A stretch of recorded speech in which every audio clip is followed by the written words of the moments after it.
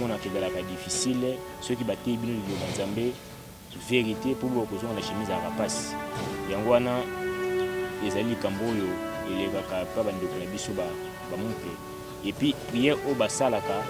eza prière moko ezalaka esali makate prière au basalaka sino wa croix bachaka ezali vocation une fois que batelemi liboso na yo basali aussi na croix o nde basalaka ezali vocation babendi quatre esprits wana po baya na scène baya ni sika wana pona ko zwa ba âme po ba ba kopesa bango une fois kaka ke ayeli liboso na yo asali sino wana ezali azui abengi présence ya quatre démons wana baye bayebi sikoyo kozwa âme na yo pona kokende nango kotia yango na prison babengi prédium. Moi j'ai Nzambe ya talisa kingai aminga biso ngana tese yo évangéliste moko azana mboka na bino oyo bakaita za musala nzambe ngana talisa yo misala na yendenge se pasaka isika zali bao bayebiye komboni bandi na W ko bene W misala na salaka moi j'ai Nzambe ya talisa ngai na moni lolenge oyo satana apesa ye libeko bapesi ezali ete akoki ko mpona azala na succès encore likolo il faut ayeba kosangisa nzoto na bana mibali ange Nzambe atalisi ngai lisusu musicien moko ya mboka na biso Congo oyo basango bimaki asalelaka sirene asalelaka azalaka na Benin sirene azalaka na Benin komona ezali gege eza sirene wana yende apesa ye ordre apesa ye libeko kende aza bongo kobalaki mokolo ya kobala eza mokolo succès na ye ekokita donc po ye azala toujours likolo azala toujours na top nyonso tozomona ezali te baaccepte oyo makambo ya boezano eza makambo ya spirituel oyo sepasaka na mboka ya biso Congo oyo ke bateka deja mboka basakrifie deja mboka epai ya ancien président na biso azwa mboka apesa ngo mpe EDS azwi kombo ya mboka atia yango kombo ya EDS dezainabia azai ya bandeko ebele oyo peut-être basepelaka zaire ezonga peut-être mpo bayebi kozi te peut-être bayebi te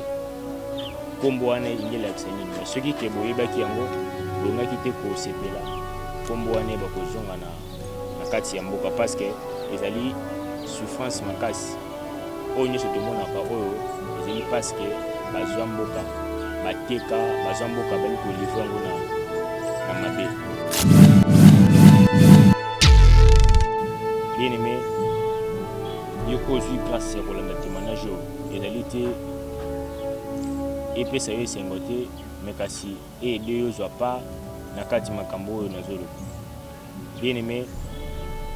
yo ozwi grâce ya kolanda témoignage oyo ezali te epesa yo esengo te me kasi eyede yo ozwa pa na kati makambo oyo nazoloba.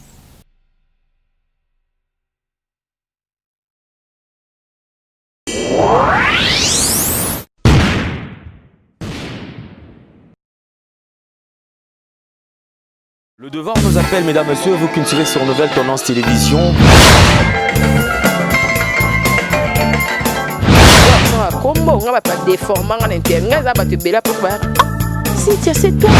Avantage de la spiritualité, que la spiritualité est donc qu'ils allaient pouvoir absolu.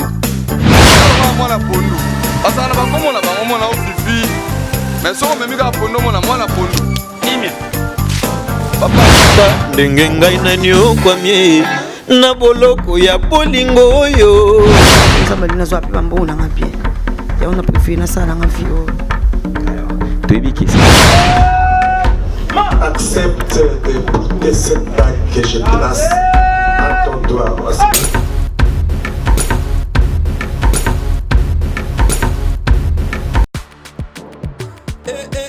Maman nangaye fongola matoi okalisolo mwana londe mama Gisnovit ameme biso la solution pour le posi ya nzoto na biso yo muto beta batampo esala 15 à 20 ans esilaka te mwana Londres alobi solution ezwami somba kaka Gisnovite bakola na nzoto na yo na ismen ya bamba nzoto kokoma lekeleke poete mwete gu balapa solution ezwami mpona baposo ya nzoto na biso kobanga te yo moto osala 15 à 20 ans tampo esilaka te mikusa na nzoto makodia mapalata bokono nyonso oyo etali poso ya nzoto na yo Gisnovite eye na solution mwana Londres aye na solution kobukana te livraison nango eza partout dans le monde kobukana te ndeko na ngai solution ezwami mpona kozwa biso eza nango facile plus 44 74 24 025 437 na bandeli lisusu plus 44 74 24 025 437 balapa. Mesdames et messieurs, chers amis, chers abonnés, mesdames et messieurs, vous qui nous suivez sur Nouvelle Tendance Télévision, comme d'habitude, bonjour, bonsoir, tout dépend de l'heure à laquelle vous nous suivez certainement. Et là, on a la Moi, je na Boutou, je na Misala. En tout cas, merci Mingi, que le bon Dieu vous bénisse infiniment. Merci à vous également qui prêtez une attention si particulière à cette émission. Pour commencer, je dis merci à notre sponsor Yadjani Sita Antongan Poutou Bangamituri depuis Suisse-Irlande. C'est un homme réglo. Merci également à celle qu'on appelle véritablement femme d'affaires Chouchou Natatila. Merci à GL Lukombo de Genève. Merci à Claudine Boussaou. Merci à Mami Mwandekela Mwanzambe. Merci à Malolo Loris la Congolaise. Merci à Ange Nyangasa Schwarzenegger, acteur à ballon métrage. Merci à Dadi Mavungu Vungu, les garçons fraises, Papa Nabidash. Merci Nabino Toubouta Labiso. Derrière la caméra, nous avons Gédéon qui assure bien sûr ses travail dans de très bonnes conditions. Merci aussi à Jordan Panzou qui réalise comme d'habitude cette émission. Alors, nous allons faire un petit pas en arrière. C'est que vrai, nous recevons encore pour vous le frère Isaac. C'est un jeune homme qui n'a que 21 ans. Et, je crois que cette année, il aura 22 ans. Alors, qui est en train de nous raconter, de nous faire un témoignage par rapport à ce qui lui est arrivé. J'avais dit déjà dans la première partie et ainsi que la deuxième et que frère Isaac était mort. Il a eu quelques malaises, après il a été déclaré mort en fait. Après un moment, il nous raconte maintenant ce qu'il a eu à voir, ce qu'il a vu pendant ces temps de disparition. Il nous raconte ce que les anges sont en train de lui montrer en fait cette visite qu'il a eu à effectuer. Alors tout au long de ces témoignages, nous essayons de temps à autre de comprendre c'était quoi les problèmes, qu'est-ce qu'il a connu, qu'est-ce qu'il a vu pendant cette période. Alors dans cette émission, nous allons prendre la troisième partie. Donc la troisième partie, à la fin peut-être j'essaierai un peu de vous relater cela peut-être en français. J'essaierai un peu de faire un peu quelques points en français bien sûr parce que ce qui est vrai, il fait le témoignage en lingala. La toute première partie c'était en lingala, la deuxième partie également c'était en lingala. Et enfin la troisième partie c'est aussi en lingala. Mais rien n'empêche pour ceux-là qui ne maîtrisent pas très bien notre langue, la lingala, notre langue fait le lingala, nous allons essayer un peu de faire peut-être un peu une traduction. On essaiera un peu de faire peut-être de parler de notre langue bien sûr, donc le lingala en français. Donc nous allons faire le translate si peut-être on va peut-être s'adapter par rapport à tout ça parce que c'est pas aussi facile, hein, c'est-à-dire raconter toute l'histoire et puis tous les termes, le mettre en français aussi, ça c'est pas une mince affaire, mais c'est ce que nous allons faire. Alors merci à Isaac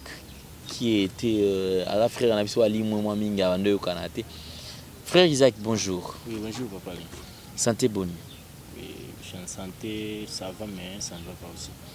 Alors d'ailleurs il faut préciser que frère Isaac est quand même un peu souffrant. Oui. Donc 2021 nzoto et ningani moi makasi D'ailleurs, ils ont pris raison et nous ça qui au monde en a été moins tout ça la troisième partie ça l'a quitté. C'est quoi quand même les nous a déjà soukure to c'est quoi naza souki ndepé au sala boye. Avant que tu bana déjà ba fièvre sala ki ngai. C'est là qui me grâce à Nzambe. Ya prophète Lishima. Ndenge na télémission sur liboso na bin donc naza souki nazo ba traitement. Merci beaucoup Ndeko Isaac comme aux autres traitements. Alors tous on a quand même témoignage. Batwayoki est-ce que batwa babengio? Oui ba mususu bazobenga ba mususu o bazali touché. Bazo ba ko luka façon nini Nzambe oyo ko se réconcilier na Nzambe ko bongisa bere o basalaki ndenge bakoisamaki par rapport ya ba point oyo bango bayoki ba mususu ba se trouver na kati bazo luka ndeni ya ko sala prière ya repentance yango wana batebele bazo benga. Je crois que aux ça ndenge ni face na ba menace parce que nabi que internet a menace zanga te bato kofinga bazala kaka bato ya ko tungisa yo bakozanga pété aux ça ndenge donc côté ya menace donc nga naza na eloko ko battre parce que témoignage ezani Nzamba salinga grâce ya komona ngo donc ceux qui pèsent la quitter nazaki grâce wana nga les capitaine ba hotel na ko lakisa kotalisa bandeko ou peut-être bazo finga mais ceux qui ezaki nazo talisa c'est parce que nazo moi grâce wana que Nzamba talisinga makampona ko avertir peuple na bandeko bazo finga de kozala bien ba pe malgré zo finga kozwa part na ye na ba témoignage oyo pour te éviter mon colonie oyo okoki kolongwa na kati ya mokili mokonini okoki kokufa et puis soki okufi sans Christ okufi sans vérité okufi na masumu wapi okende donc meilleure façon ba kosala na place bafinga ezali nde ya kozwa pe part na bango na kati ya témoignage. Merci beaucoup frère Isaac. Donc pour vous qui me suivez peut-être en français, frère Isaac dit c'est vrai qu'il n'est pas vraiment en bonne santé parce qu'il est souffrant. C'est depuis un temps, mais déjà là, Dieu a fait grâce, il est quand même sous cure. Il est en train de prendre le produit pour enfin... Et il croit que Dieu va peut-être le rétablir d'ici peu. Et également, il soulève un point en ce qui concerne son témoignage. Il dit qu'il a reçu pas mal de coups de fil. Beaucoup de gens lui ont appelé et par rapport aux différents points du témoignage où ils se sont sentis touchés. Alors, ils sont en train de chercher comment réparer avec le Seigneur par rapport à leur position. Et enfin, il dit aussi, pour ce qui concerne les gens qui insultent, en fait. Parce qu'il dit de temps en temps, c'est vrai que quand nous passons dans des émissions, il y a toujours un bon nombre de gens qui insultent, en fait. Alors, par rapport à tout cela, il dit, c'est vrai, c'est bien d'insulter. C'est-à-dire, cela veut dire que lui-même, il ne fait pas vraiment... il ne fait pas point par rapport à tout ça, mais il demande quand même à ceux-là qui insultent de bien pouvoir se situer par rapport à ces témoignages, connaître leur situation exacte par rapport à ce qu'il est en train de témoigner. Et s'ils se sentent touchés, ils peuvent également réparer avec leur Dieu. Donc c'est ça que notre frère Isaac vient de dire tout à l'heure. Frère Isaac, oui, papa. Alors, troisième partie, tu te rappelles, ose se rappeler place au Sukaki? Oui. Ok. Merci beaucoup. Alors, Kobangate, parce que Moussa les a la caraboué, on se va recépela, on se va recépela, on se va refinga, on se va refinga pété. Alors, yo ko sala ko kipi on a été, yo sala musala na parce que mutuna muto aibi nini, a osala pe nini on zamba ibisaki. Alors, tout continue troisième partie. Oui, on a pesi ba Nzambe mbote po bazolanda ngai na yo ko continuer na témoignage oyo eza déjà troisième partie na bandeko bazolanda na yo ko zonga na isolo ya musicien na biso akufaka na Côte d'Ivoire bato bele bayebi akufa na Côte d'Ivoire akoyaki en pleine scène et moi j'ai lu Nzambe atalisaki ngai lolenge nini oyo azwaki bakisi moto oyo abandaki kotravaille na ezalaki demo babengi na kombo ya mengu donc mengu azali demo ya danse mengu azali demo ya danse ezali nde mengu amemaki ye na mengu nde amemaki ye na place ya ya Lucifer esika baordonnaki ye bapesaki ye mibeko ayembela mwasi ya Lucifer. Donc je pense bandeko bayeba nzembo bafani na ye nzembo moko ayembela si Maria Valencia. Donc ezalaki ordre bapesaki ye esika kende kozwa kisi na ye ezalaki na Bakongo ede esika mengu amemaki ye mpona koyeba kokutanisa ye na mokonzi na bango oyo ezali Satan le diable. Epuis wana bapesaki ye ndingisa bapesaki ye ordre ayeba na koyembela mwasi ya Lucifer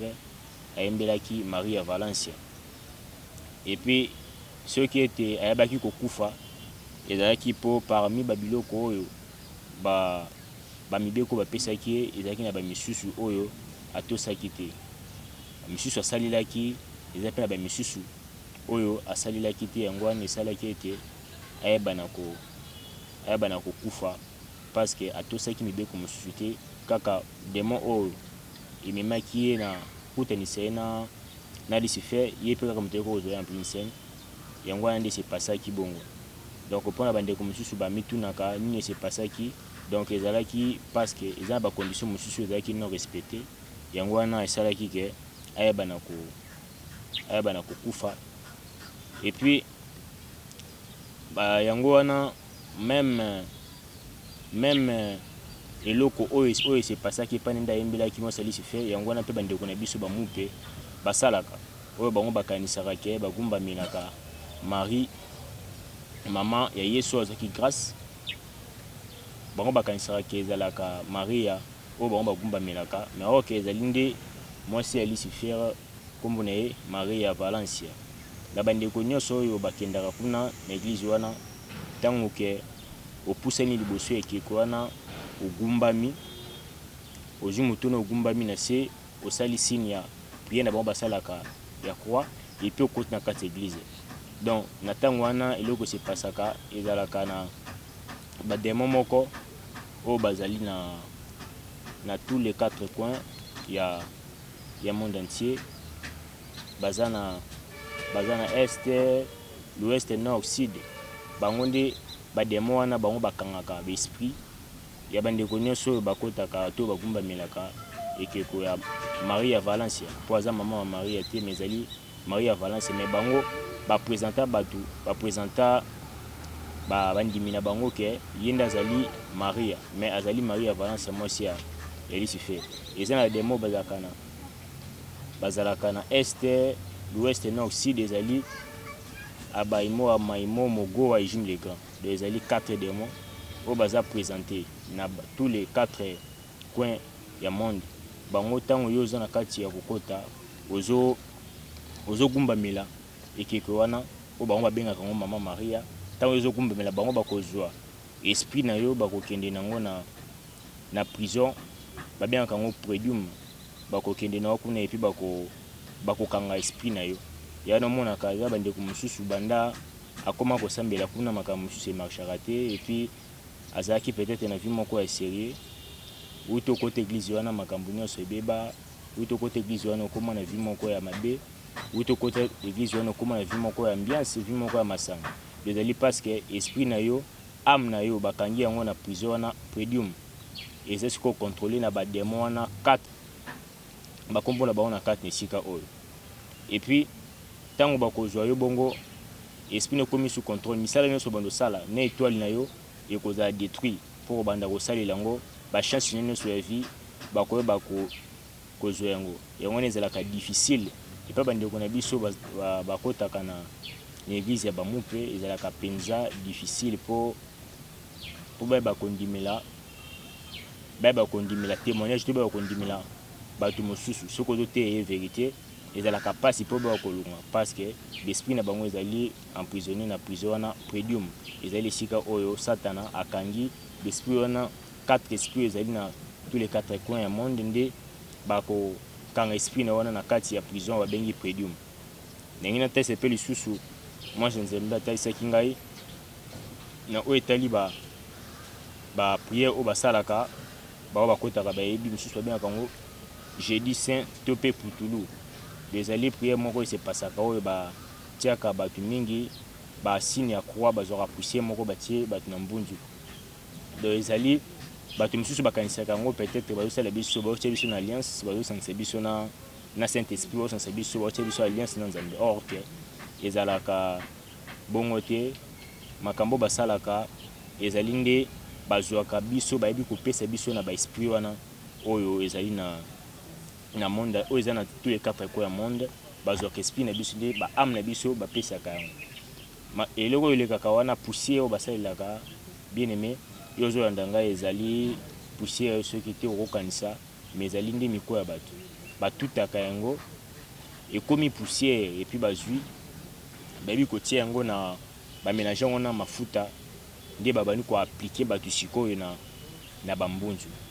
Une fois bazwa koaplike bongo oyo batie yo mbala moko Satana bademo wana 4 bakozwa esprit na yo bamemi yango bakia koemprisonner yango bakangi amno bazwa koemprisonner yango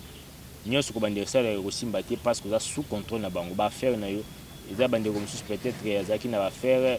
programme moko azalaki na mabongisi moko peut-être voyage mais comprendre te ebisa moto te, mais lokola de jeunes faut kotaki batie osini wana ya putulu bango sikoyo makambo nyonso ekomi sous contrôle epai na bango. Yango wana omonaka ezalaka difficile soki bateyi bino liloba Nzambe vérité pour bokozonga na chemise ya rapasi. Yango wana ezali likambo oyo elekaka pa bandeko na biso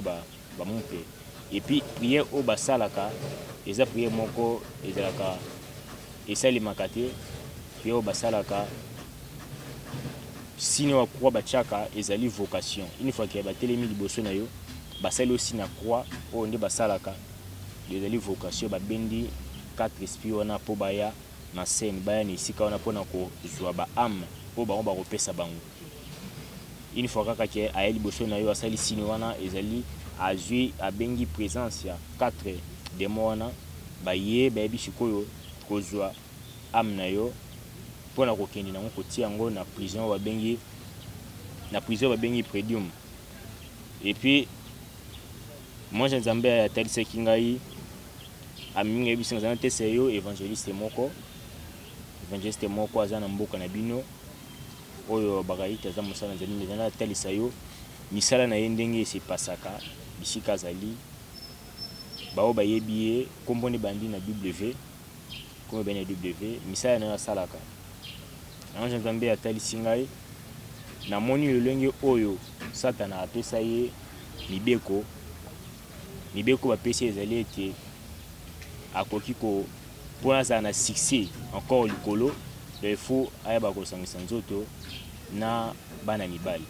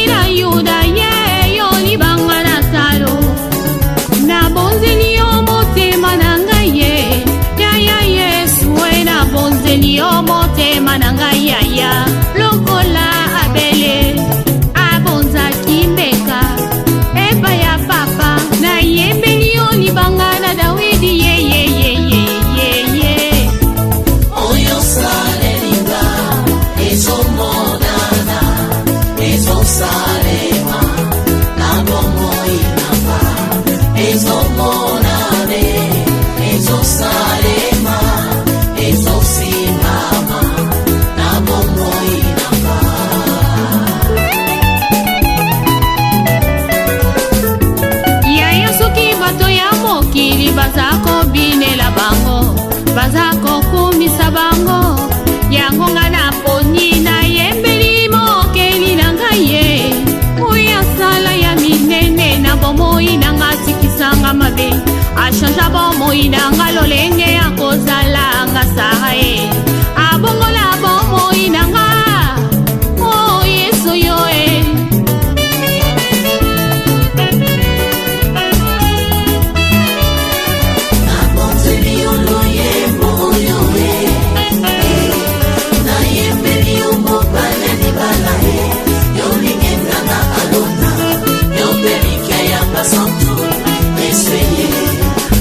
sumu na ngai ekomi lokola ngola e Nzambe na bomoi ye yo ndo limbisaka nga mpe yo mpe tolaka ngai tina nini natika nzela na yo nakolanda se yo kino suka ya bomoi na nga sunga bomoi na nga yawe tambusanga na nzela ya nsemo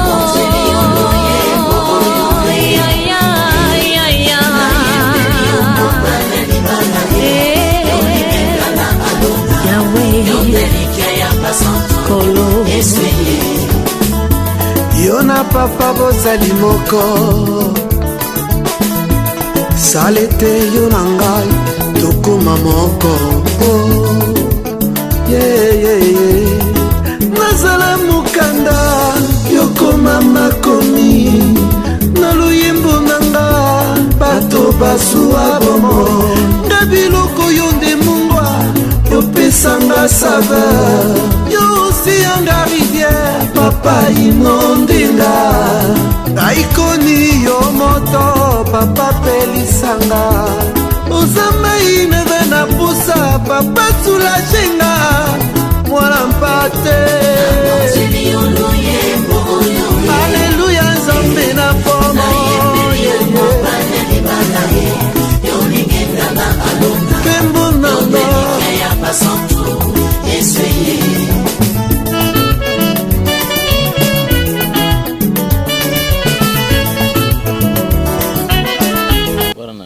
wana pasteur évangéliste comme eba na W OK bapesa ye ndingisa esalamaka mingi après culte na ye ya dimanche akendaka azwaka moto oyo basalaka ni makambo bakei bayebi kosangisa nzoto une fois osala bongo succès na ye yango wana amonaka une fois kapesi asengi appel na bato nyonso bayebaka kosoutenir rapidement parce que esprit ne ezodomine baesprit nyonso po puissance aza nango ezali puissance oyo asalaka ya puissance ya dragon nde ezali puissance oyo bapesa ye toandaki malamu na bandeko batalaka internet ndenge tomonaki musicien na biso ya mboka ayaki epai na ye nde toyokaki ke abongwana basala po ya repentance na quartier na biso ya mboka toyebi oyo ayebani makasi na mboka oyo tomonaki mpe ayaki kuna oyo te no asala délivrance donc ezalaki ke mpona délivrance te mais ezalaki mpona kohonore pouvoir oyo bapesi ye na monde de ténèbre oyo bapesi ye na monde na bango ezalaki mpona kohonore pouvoir wana enfin soki botali malamu ete bandeko oyo quartier na biso epuis musicien na biso pour l'instant moto azoreprésente puissance ya dragon na mboka na biso ezali nde évangéliste wana comme ebali na W ye nde moto aotalisa puissance wana pouvoir oyo bango bazalaki na nganga na biso epuis na musicien ya biso ya Congo bango so tel malamu bango bakiti siko pouvoir wana pour l'instant ezali epai ya évangéliste wana ye nde motu aza na kati ya kosala koprésente Lucifer koprésente puissance ya dragon na kati ya mokili oyo na bandeko nyonso bakotaka na kati église wana il faut faire très attention parce que eza na bato ebele je pense bavictime bazali oyo mpe bakota na église wana makambo nyonso ebeba oyo bamosusu mpe peut-être nzambe atalisa bango mais lokola manque ya révélation koyeba kotala malamu eske eza yango te mosusu koyeba ne eza makanisi mais ezali message oyo mpe mosusu nzambe atalisa mpe bato ebele oke makambo oyo évangéliste wana ayebana kosala asalelaka puissance oyo ezali puissance ya dragon ntango bayaki quartier na misei mpona kohonore pouvoir oyo bapesi ye na monde de ténèbre asalaka asangisaka nzoto na bana mibali enfin ke ayeba kozala toujours au top ayeba kozala toujours ayebana na monde entier ayebana kozala na mot à dire soki alobi eloko bato basalela kaka ndenge alobi et puis ange nzambe atalisi ngai lisusu musicien moko ya mboka na biso Congo oyo basango ebimaki asalelaka sirene asalelaka azalaka na Benin sirene azalaka na Benin komona ezali gege eza sirene wana yende apesa ye ordre apesa ye libeko kende aza bon akoki kobala te mokolo ya kobala eza mokolo succès na ye ekokita donc po ye azala toujours likolo azala toujours na top ezali soki azobala te azosala carrière musicale ne kaka bongo azoyemba azalaka mpe pasi azoteya liloba kaka bongo lelo eza na ntango wana ke succès na ye kobanda kaka komata mpo abali nanu te mpo eza ordre oyo bapesa ye epai ya ds wana gege ye nte apesa ye ndingisa wana ya kobala te mpo bayesi ye mokolo oyo kobala eza mokolo oyo succès na ye ekokita parce que na bani oyo ezopusana bazomatise susu pouvoir baopesa eloko moko eza bage oyo na bani oyo akozwa susu na top makasi ezali misala oyo bango bayeba kosala bien aimé moi conseil mokie ndenge nafongolela bandeko bazolanda témoignage oyo nazopesa je pense eza na bapuissance oyo mpe yaka ezoya kocombattre mais à l'aide ya nzambe nyonso eza malamu parce que oyo nazoloba ezali te nde nalobaki liboso ezali te parce que bapense na nga nde etindika peut-être oza mpe victime ya makambo nyonso oyo nazoloba mais il faut faire très attention mpo ete satana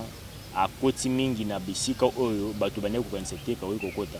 akoti epuis abandi kosala misala na ye biso bakristo lokola tomipesaka mingi tokóma mingi bafana ya bapaster epuis bafana ya bamusicien yango eza très difficile mpo bakondima na eloko moko mais au contraire ezali erreur grave parce que okoki kobungisa ame na yo okoki kozala emprisonné quelque part mpona oza fanatique ya paster mpo oza fanatique ya paster oyo oza fanatique ya musicien songolo donc misala nini asalaka ntango ye azoyeba kotravaille même esika azali baesprit oyo yaka wana soki oza faible ekozwa ekokanga ekobanda kocontrôle étoile na yo ekolandela vie na yo nyonso epuis mapambo oyo na yo ntango mosusu nzambe abongisaki mpo ozwa yango na 2020 mpona makambo ndenge oza fanatique ya paster to mpe ya musicien okoki koperdre donc parce que baesprit wana ebandi kocontrôle déjà étoile na yo ebandi kocontrôle déjà ame na yo donc ezali yango oyo nzambe eza yango oyo nzambe atalisaki epuis atalisi ngai lisusu ndenge nini basalaka mpo ete bato baya ebele na kati ya église atalisi ngai ndenge nini basalaka mpo bato baya ebele tomonaka ozomona paster moko asali quelque temps epuis bato bazoya ebele na kati ya église makambo ndenge esepasaka ndenge basacrifiaka bato epuis ezalaka bazali na pentacle moko ya baégyptien oyo bango basalelaka eza pentacle ya baégyptien oyo esalaka ete ebendela bango bato ntango azoloba eza te ke baeglise nyonso mpo eza na basala nzambe ya solo oyo nzambe atindi eza na bato oyo ya satana epuis na yawa ya nzambe eza mpe na baoyo nzambe atindi ya solo eza mpe na baoyo bazobenda bato na ndenge ya bapentacle na bango ndenge basali baalliance na Lucifer basalelaka pentacle oyo ya baégyptien pentacle wana basalaka sacrifice babomaka bakataka basoso bazalaka 7 soso bakati mitu bazwi basopi bapanzi makila na ye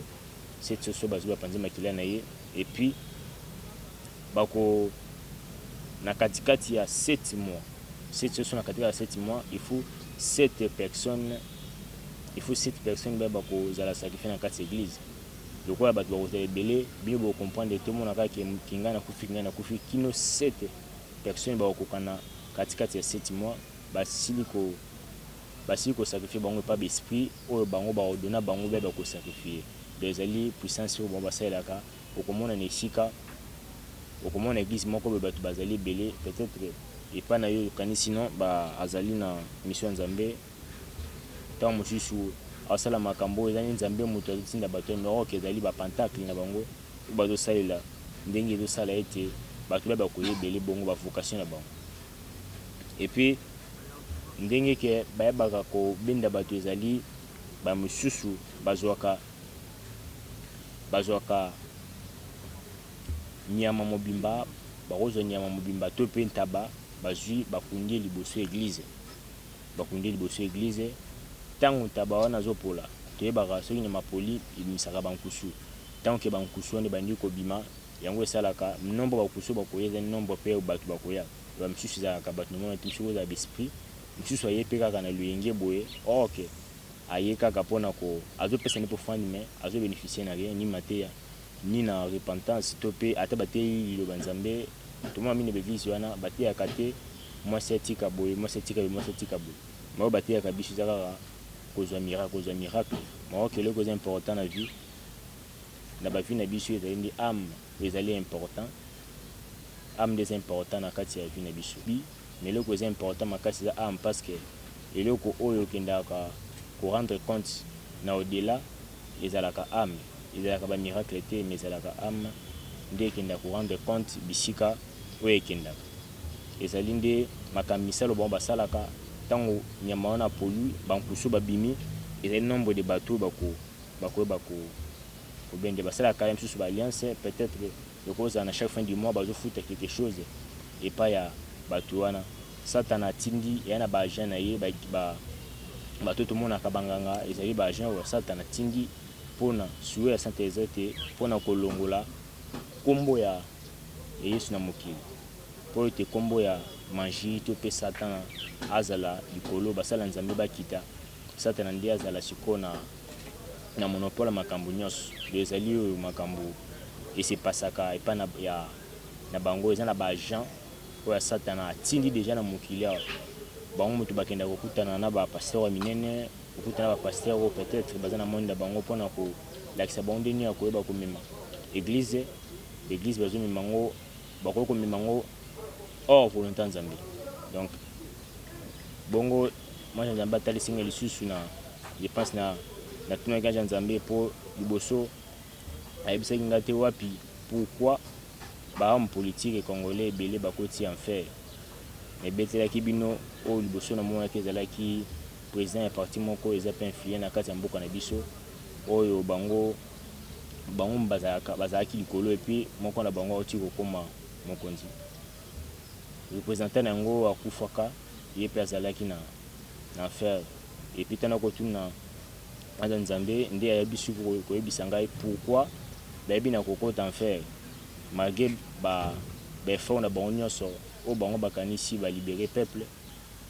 oyo bango bakanisi ke badélivre peuple na maboko to mpe badélivre peuple na souffrance oyo eza bongo te moi nzambe atesinga bi ete papa oyo azalaki chef ya parti politique moko eza influent na mboka na biso Congo soki akufelaki mpo ete alinga amema mboka na haine amema mboka na tribalisme yango esalaki ete mpona namonaki cercueil epuis namoni makila namoni bato ebele na kati ya cercueil ye na maboko naye namonaki makila ebele abi ete na nzela na ye bato ebele bakufi na nzela na ye bato ebele baperdre la vie na bango na nzela na ye haine ekotaki mingi na kati ya bato nzambe obi azali na motu nyonso okoki kotangisa makila ya bato aza dignité ya kokota na bokonzi na po te ye moko amipesaki asopaki makila na ye oyo ezalaki ya motuya ayebaki kosomba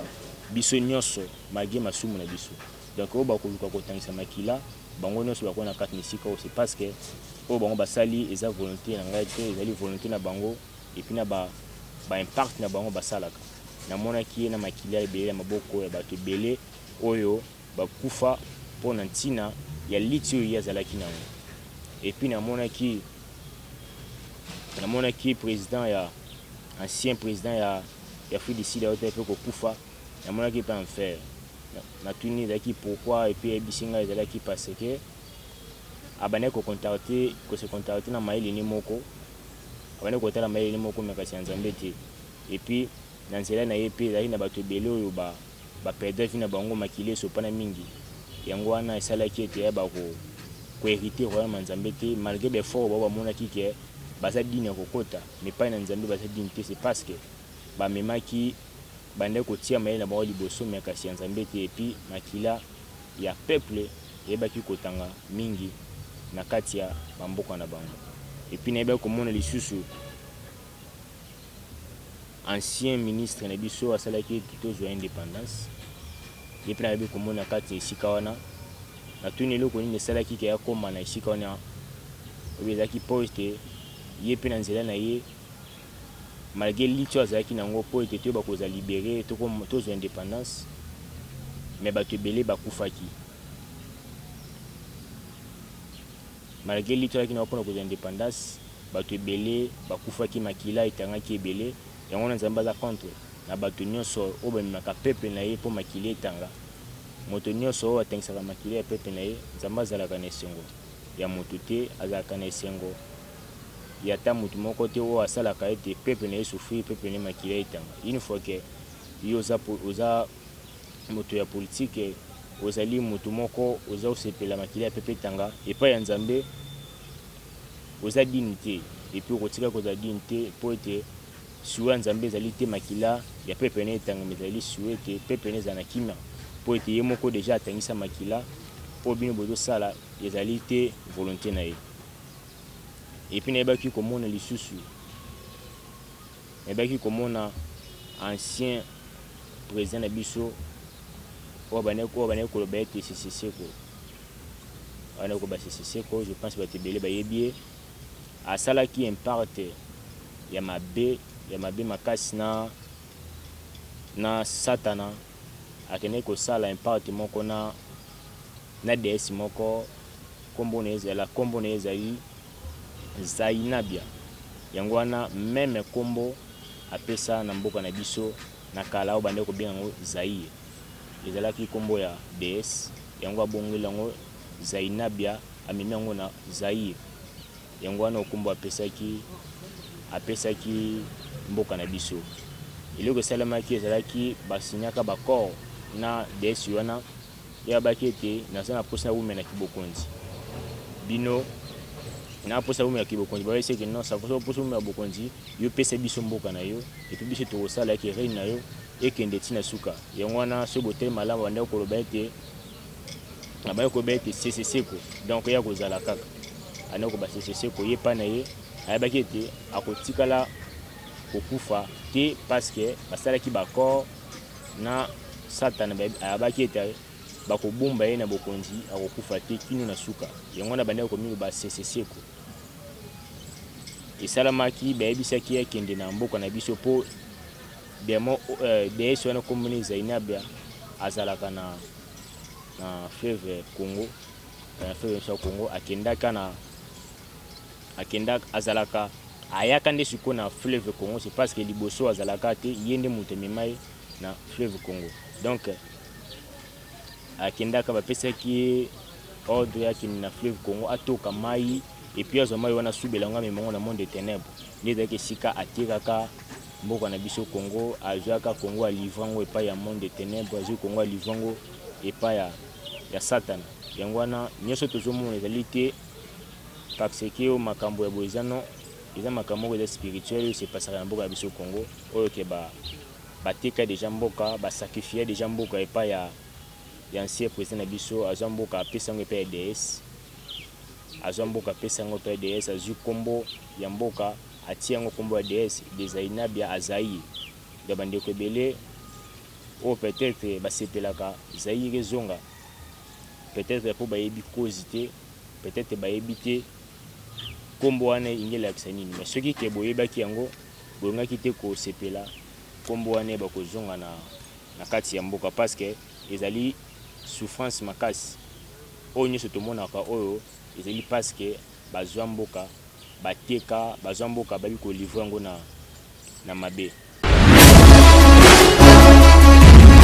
Bishima, peuple congolais aza béni na ministère ya prophète Ézéchiel l'homme de Bishima. Bana Poto, bana France, bana États-Unis, bana Amérique, bana Congo Kinshasa, bana Congo Brazzaville. Voici le prophète de Dieu Ézéchiel Matitika l'homme de Bishima. Benga yaya, benga papa, oza malade, obalaka te, obotaka te, ovanda na poto, otambolaka te makolo pasi, bakanga yo na diabète, na sida, insuffisance rénale, cancer de foie, cancer de poumon, cancer de matrice, gonflement, impuissance sexuelle, omela bakisi. Ozwaka solution te, oza kitoko, ozwaka libala te, mwasi kitoko ozwaka kobota te, ozwa mwasi kitoko ozwaka mobali otanga classe licencié ozwaka jamais musala, olalaka na poto nolotaka oza na Congo, okota libala ozwaka bazembe nyonso esilungwaka, ozwaka bazembe obotaka bamorne, oza mwasi kitoko nsima munene me mibali ya bien bayaka te, omela babakabaka bakisi ya nsima mibali bayaka te, botutu elata yo. Luka le prophète Ézéchiel, l'homme de Bishima, na 081 61 96 772. Na lobi 00243 81 61 96 772. Benga asakola pona yo ayebisa yo oyo nini ekangami na vie na yo po bonga te. Bishima, que le Seigneur Jésus-Christ vous bénisse.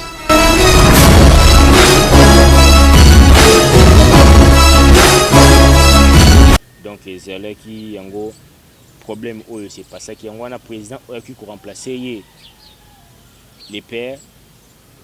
ye pe ordonnaki azwaki pouvoir na yepe na makila avec pouvoir na makila yango na ngoyen pouvoir ozaki pa ya ancien président wana ekitelaki pa président na biso le père nde azwaka pouvoir wana yango wana bayebisaki ke yo pesa biso sacrifice et puis biso tokoyeba kopesa yo mboka oyo ebana kokamba yango wana yabaki mpe namonaki na frère c'est parce que babi atangisi mpe bokonzi ezalaki bokonzi moko ya sacrifice ezalaki bokonzi moko ya makila yango wana esalaki ete yaba kozala na kati ya monde ya enfer oyo baza na kati ya kosouffrir baza na kati ya komitungisa bien aimé yo ozwi grâce ya kolanda témoignage oyo ezali te epesa yo esengo te me kasi eyede yo ozwa pa na kati makambo oyo nazoloba eyebana koyede yo oyebana koéchappe mabe osalaka bapéché chéri oyebana kozala mosika nango parceke toyebi ngonga te mokolo oyo moto akufaka moto ayebi te soki ke ancien président ya mboka na biso ezali abandaki kobeta seseseko mais lokola moto nyonso aza mortel ye abandaki kokanisa kaka kozala seseseko mais ayebaki na kokufa eza mpe ndenge moko na yo ozolanda ngai ozwi temps ya kolanda ngai na ngonga oyo oyebi te ozotala peut-être na nzoto oza na yango santé eza malamu ozotala peut-être babion oza na yango ozobatela mosusu liwa ekozala mosika nango ekoya na nsima mais l'un des jours ato ebengani yango mbala na mbala me sukasuka ekoya mpo tomona bato ebele oyo toyeba bango bakotisa mabele tomona baartiste ebele bakotisa mabele me tondimaka te bamisusu bazokufa bajeune me lokola liwa eza nzela ya moto nyonso oyo nzambe abongisa yango wana earrivaka ke motu soki ntango ne ekoki akei ntango mosusu mpe okozwa ntango ne ekoki te me lokola ozali makasi te vraiment en esprit bakoki mpe kozwa yo lokolo ozali sous contrôle ozalaka déjà na okotaka baeglise wana okotaka na baeglise wana esprit me basatan déjà esakanga esprit na yo yango wana bakoki mpe kozwa yo basaleli bachance nyonso epui na suka nango bebi na kobebisa vie na yo na suka bayebi na koboma yo donc na prochaine émission nakotalisa lisusu ndenge nini basirene babotami mpenza na nzela ya mwasi baboti mpenza sirene nakoyeba kotalisa bino yango na prochaine émission ndenge nini sepasaka ndenge nini basirene babotami mpo eza na bato ebele tozomona orke baza mpenza basirene oyo bebi mpenza na kobotama na nzoto ya motu boye sirene na bota nzoto ya motu nzambe apambola bino bozwi grâce ya kolanda biso na ngonga oyo nzambe apambola bino. Merci beaucoup Ndeko Isaac. Alors comme Naïf Sabino toujours on essaie un peu de faire de tout nos mieux pour que vous compreniez encore, c'est notre frère Isaac qui est en train de parler le fait de ce qu'il a vu. Il a parlé peut-être d'un ex-président, il a parlé d'un évangéliste qui est aussi influent dans ce pays, qui est dans des pratiques satanistes et quelqu'un qui ne sert pas Dieu en vrai, c'est-à-dire qui est au service du diable. Il a parlé des artistes musiciens, Il a parlé de l'influence qu'a la mode aujourd'hui, c'est-à-dire qu'aujourd'hui, même la mode qui a été influencée par le diable, c'est-à-dire l'accoutrement de femmes, d'hommes, qui est aussi influencé par le diable, c'est-à-dire c'était un peu son image. Alors, continuez toujours à vous abonner. Je crois que ça, c'était la troisième partie. Nous nous sommes forcés pour que Isaac puisse revenir bien, que malgré que son corps ça est fort. Alors vous allez peut-être retrouver la quatrième partie. Et la quatrième partie, je crois que il sera déjà rétabli et il pourra peut-être nous raconter vraiment en long, pendant longtemps, de quoi est-ce qu'il s'agissait, c'était quoi. Alors on aura toutes ces parties et puis les détails par rapport à tout ça. Alors pour aujourd'hui, je crois que nous allons mettre point final ici, parce qu'il faut quand même tout tirer parce que ça, nous autres se permettre de alors moi et à ça les athées. Alors merci beaucoup Nayo Isaac. Alors je crois que tu écoutes prochainement pour la quatrième partie. Merci la réunion surtout. Alors retrouvez Isaac à travers ce numéro de téléphone. Numéro de téléphone est plus 243 85 90 99 113 plus 243 85 90 99 113. Nalingi pina lancé message na bandeko nyonso oyo bazali badivorcé. Namonaki mosala nzambe moko église na ye ezali partout, eza mingi pe na mboka na biso Congo, église ezali mingi oyo wana nzambe atalisaki ngai. Donc bazo ko avertir parce que na misala na asalaka ezali bien te, parce que aza divorcé, aza pasteur, aza représentant église moko ebani na A. Église ebani na A ba bojango kaka na 3 lettres. Donc pasteur wana nzambe aza ko avertir pour mbongo na ye atiaka onda ba faire moko ya mabe et puis d'aider parce que azali divorcé. Parce que divorcé, il faut faire très attention pour divorcer. Les autorités et pas en Zambie. La bande de connaissances au pays oyo. Bino bozo ba divorcer, il faut faire très attention de peur que beba ko se retrouver en enfer. Donc ils allez divorcer, il faut faire très attention. La bande de connaissances oza musala nzambe, oza musala nzambe te, divorce ezali malamu te et pas en Zambie. Donc merci. Merci beaucoup. Alors pour aujourd'hui, nous mettons un point final ici. Merci beaucoup Nayo Ndeko Isaac. Je crois que tu vas retrouver très très prochainement. Merci à Gédéon également qui était à la prise de vue. Merci à Jordan Panzo. Merci Nabino tout au Botal Arabus. C'est vrai, ces derniers temps, moi, il quitte trop dans Kisasa. Mais rien n'empêche tout ça. Bon, continuons à s'abonner sur Nouvelle Tendance Télévision. Culture d'excellence au rendez-vous. Pour l'autre, ce qui est Awa. Boutika la malamu, so nzamba bateli biso to kutana susu prochainement. Au revoir, bye bye.